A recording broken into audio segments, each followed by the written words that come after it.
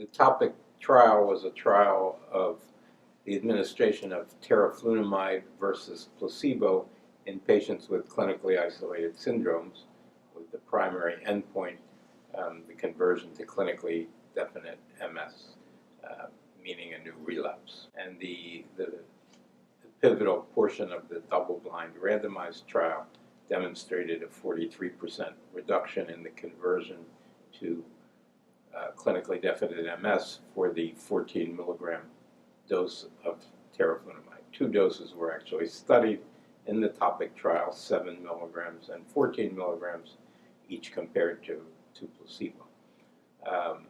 The topic extension trial then took patients who had been in the original randomized trial and re-randomized patients who completed that trial. So that patients who were originally assigned to either 7 milligrams or 14 milligrams of teriflunomide were continued on those doses of teriflunomide, and patients who had originally been assigned to placebo were re-randomized to either 7 milligrams or 14 milligrams of teriflunomide. We concentrate in this presentation on the comparison between those patients who were on 14 milligrams from the get-go, from the beginning of the double-blind trial, to those patients who had originally been assigned to placebo and were switched to the 14 milligram dose.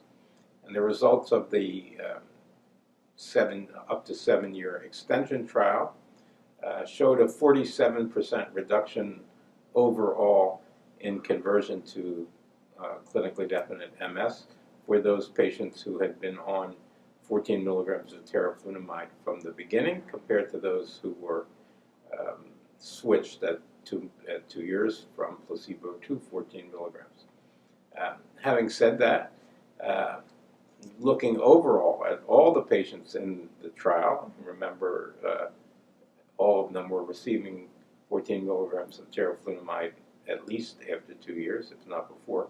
But looking at all comers, approximately 2/3 of patients followed up to 7 years did not convert to clinically definite MS. It's important also, of course, to look at the safety profile of the drug. And these safety data in the topic plus topic extension trial were very comparable to those that were seen in the pivotal phase 3 relapsing remitting trials known as TEMSO and TOWER. And by the way, in the TEMSO trial, the first of those trials, there was a 43% reduction in annualized relapse rate for teriflunomide.